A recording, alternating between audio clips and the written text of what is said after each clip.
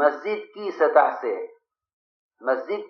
سے عوام الناس کو ایمان کی تعلیم صحابہ اکرام کے طریقے پر اور اللہ کی توحید عمومی طور سے بیان کرنے پر اپنی مسجدوں کو ایمان کے حلقوں سے آباد کریں، یہ ہر مومن سے، ہر ایمان والے سے عموماً اور علماء کرام سے خصوصاً اس تقاضے کے پورا کرنے کا مطالبہ ہے، اس تقاضے کے پورا کرنے کا مطالبہ ہے۔ عوام الناس سے عموماً، علماء سے خصوصاً اس تقاضے کے پورا کرنے کا مطالبہ ہے کہ علماء باوجود اپنے تمام مشاغل کے مسجد کو وقت دیں اس سنت کے احیاء کے لیے کہ جب علم اور ایمان مسجد سے ہی سیکھا جاتا تھا۔ اس سنت کے احیاء کے لیے میں انتہائی معذرت کے ساتھ عرض کروں گا کہ اس سے آپ حضرات کی اعلیٰ خدمات اور آپ حضرات کی اعلیٰ مشغولی جو ہر ایک کے بس کا کام نہیں ہے، اس سے خدا کی قسم ان خدمات کو چھڑوانا یا ان میں خلل پیدا کرنا یا اس کے مقابلے میں اہم اور افضل کہنا، اس کا تو ذہن میں کہیں سے کہیں تک کوئی تصور بھی نہیں ہے۔ لیکن اتنا ضرور ہے کہ جب تک عوام اور علماء ان دونوں کا آپس میں ملنا نہ ہو اور یہ عوام الناس کو مسجد کی سطح سے علماء سے اختلاط اور علماء سے استفادے کا موقع نہ ملے، میں نہیں سمجھتا کہ محض تحریر اور تقریر وہ عوام الناس تک صحیح توحید اور عقائد کے پہنچنے کے لیے کافی ہو جائے، میں نہیں سمجھتا۔ بلکہ ہماری دلی تمنا ہے اور یہ کوشش ہے کہ دور نبوت کی طرح مسجدیں ایمان کے حلقوں سے آباد ہوں۔ اللہ بہت جزائے خیر دے ان علماء مفسرین کو جنہوں نے مسجدوں میں درس تفسیر کا معمول قائم کیا ہے، اللہ بہت جزائے خیر دے۔ اور میں سمجھتا ہوں کہ اگر کوئی مسجد اس درس تفسیر کو تبلیغ میں مخل یا دعوت کے کام میں حارج سمجھتی ہے تو وہ انتہائی ناسمجھ اور انتہائی بے عقلی کی بات ہے، انتہائی ناسمجھی کی بات ہے۔ ہم کہتے ہیں کہ درس تفسیر ہو رہا ہے، خود شرکت کرو، دوسروں کو دعوت دو۔ تمہارا مشورہ ہے، تمہاری تعلیم ہے، تمہارا گشت ہے، تمہاری ملاقاتیں ہیں، تمہارا لوگوں کو مسجد میں جمع کرنا ہے، تمہارا مشورہ ہے، تم اپنا وقت بدل دو، اس لیے کہ امت کو علم اور ایمان سکھلانے کے لیے علم اور ایمان کی تعلیم کو بجائے صرف مدارس تک محدود رکھنے کے علم اور ایمان کی تعلیم کو مساجد میں عام کیا جائے اور تعلیم کے قرآن کو مساجد میں عام کیا جائے، اس لیے کہ عوام الناس تک علم کے پہنچنے کا مسجد کے علاوہ کوئی راستہ نہیں ہے۔ ہر عالم سے میں علماء سارے لگا کر جاتے ہیں، ان سے تاکید سے عرض کرتا ہوں کہ اپنی مسجدوں کو وقت دو اپنی علمی خدمات کے ساتھ، تاکہ مسجد میں جو عوام الناس آ رہے ہیں ان کی تعلیم نبوت میں ہمیں یہی ملا ہے کہ حضور اکرم صلی اللہ علیہ وسلم مسجد میں آنے والے کی نماز کی خود نگرانی کرتے تھے۔ آپ نماز کے معلم بھی ہیں، ممتحن بھی ہیں، نماز کے نگراں بھی ہیں۔ جس کی نماز آپ کے طریقے نماز کے مطابق نہیں ہے، آپ نے اس پر بار بار حکم لگایا ہے نماز کے دہرانے کا۔ ارجع صلی فإنک لم تصلی، یہ کتاب دیکھ کر نماز صحیح کرنے والا نہیں ہے، یہ آپ کی صحبت اور آپ کی نگرانی میں نماز صحیح کرنے والا ہے۔ ضرورت اس کی ہے۔ ان نشر و اشاعت کے ذرائع نے امت کو علماء سے مستغنی ہی نہیں بلکہ اللہ ہدایت دے اور حفاظت فرمائے کہ ان نشر و اشاعت کے ذرائع نے علماء کی مجلسوں کو بے فائدہ کر دیا کہ کیا ضرورت ہے وہاں جانے کی جب ہمیں یہاں علم مل رہا ہے. تو میں نے عرض کیا کہ سب سے بنیادی کام دعوت کے ذریعے وہ اپنے اور عام انسانوں کے عقائد کو درست کرنا اور ان کے ایمان میں کمال پیدا کرنا ہے. یہ 6 نمبروں میں سب سے پہلی صفت ہے، صفت ایمان. مولانا ایسا فرماتے تھے اس کام کو کوئی نام رکھتا تو اس کا نام تحریک ایمان رکھتا، کہ اپنے ایمان کو سیکھنے کی، اپنے ایمان کے میں کمال پیدا کرنے کی محنت ہے.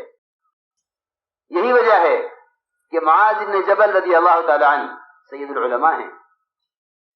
آپ حضرات انہی کی فکر اور انہی کی صفت کی ایک جماعت ہیں.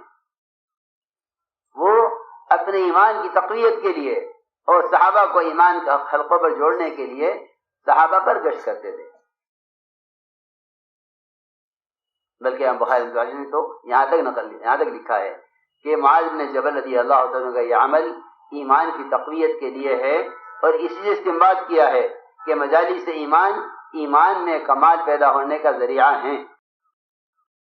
ایمان میں کمال پیدا ہونے کا ذریعہ ہے، مجالس ایمان میں کمال پیدا ہونے کا ذریعہ ہے. یہ ایک مطلوب چیز ہے جو عامتاً امت میں سے ختم ہو چکی ہے. ایمان کا سیکھنا کوئی کام نہیں سمجھا جاتا، جبکہ ایمان کا سیکھنا براہ راست اللہ کا امر ہے خود ایمان والوں کے لیے. یا ایھا الذین آمنوا آمنوا، اے ایمان والو تم ایمان لاؤ. یہ ایک بنیادی عمل ہے کہ مسجدیں ایمان کے حلقوں سے آباد ہوں، اور گشتوں کے ذریعے تعلیم کے حلقوں سے مسجدیں آباد ہوں، اور گشتوں کے ذریعے ان اعمال میں جوڑا جاوے. یہ صحابہ کرام کا معمول روایتوں میں نقل کیا گیا ہے. حضرت نے 30 جلد کی ابتدا میں یہ پوری ترتیب صحابہ کرام کے عمل کی قائم کی ہے. 6 نمبر جمع کیے ہیں حیات الصحابہ کی 3 جلد میں. قم بنا نؤمن ساعة، اجلس بنا نؤمن ساعة، تعال نؤمن ساعة. یہ عبداللہ بن رواحہ کا اور معاذ بن جبل کا اور خود عمر بن خطاب رضی اللہ فرماتے ہیں یہ کام اس لیے کرتا تھا تاکہ میرے ایمان میں ترقی ہو.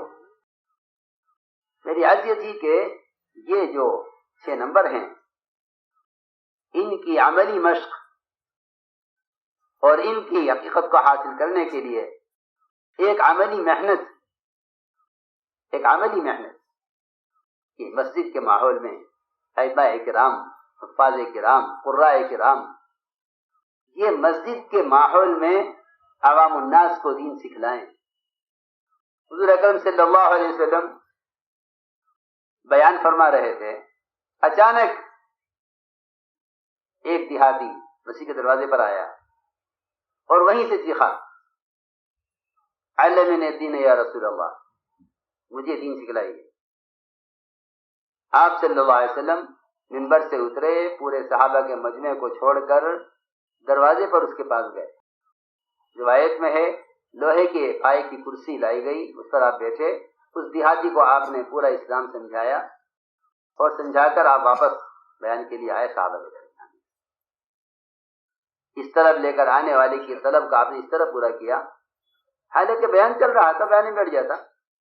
لیکن دین سکھلانا یہ ایک تلقینی اور ایک ایسا کام ہے جو براہ راست خود اپنی صحبت میں رکھ کر ایک فرد بھی اگر آئے حضور اکرم صلی اللہ علیہ وسلم اس کو سکھلانے کے لیے اپنے آپ کو فارغ کر رہے ہیں. صحابہ خود فرماتے ہیں مسجد میں آنے والوں کا نماز ہم خود سکھلاتے تھے. حضور اکرم صلی اللہ علیہ وسلم خود سکھلاتے تھے. آپ مشغول ہوتے تھے تو ہم میں سے کوئی اس کو نماز سکھلایا کرتا تھا. علماء کا وقت مساجد کے لیے یہ کوئی تنظیم نہیں ہے، کوئی تحریک نہیں ہے، بلکہ مولانا ایسا کا ملفوظ ہے کہ ضروریات زمانہ نے علم کو مسجد سے نکال دیا ہے، ورنہ یہ علم اصل مسجد کی چیز ہے. صفہ قیام گاہ ہے، درسگاہ نہیں ہے. درسگاہ مسجد ہے، صفہ قیام گاہ ہے جو مسجد سے باہر کا حصہ ہے.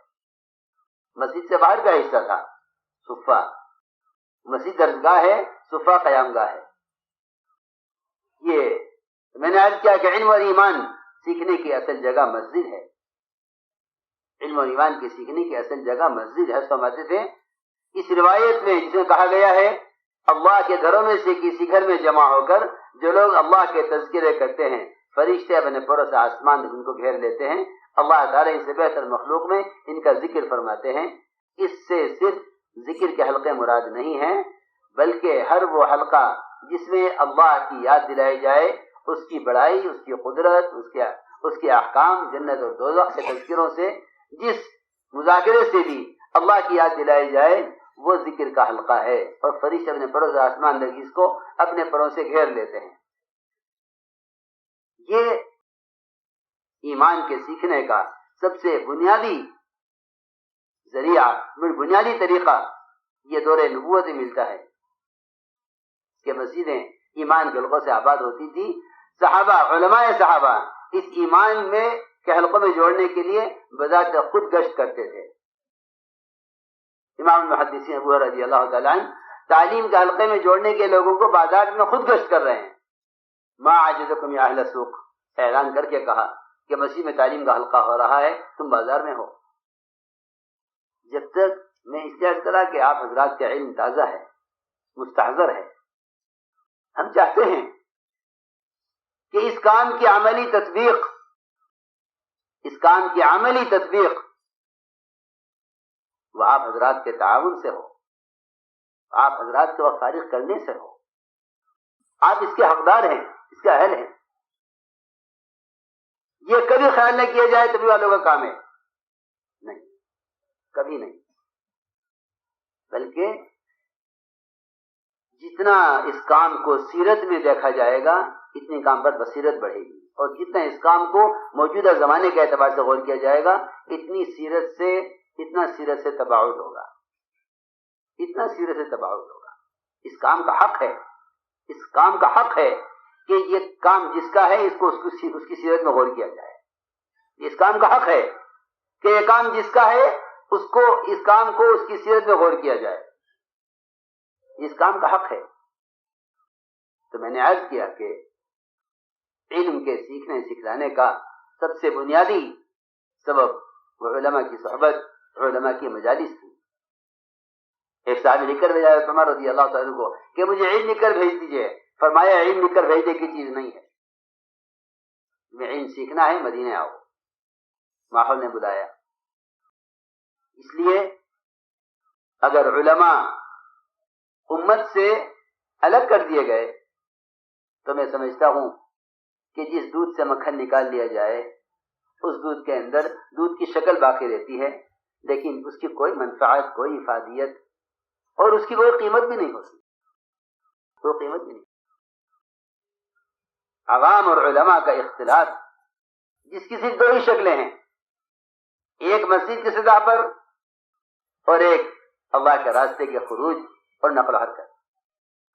ہم عوام علماء کا اختلاط چاہتے ہیں جس کی صرف دو ہی شکلیں ہیں، ایک مسجد کی سطح پر اور ایک اللہ کے راستے کے خروج اور نقل و حرکت.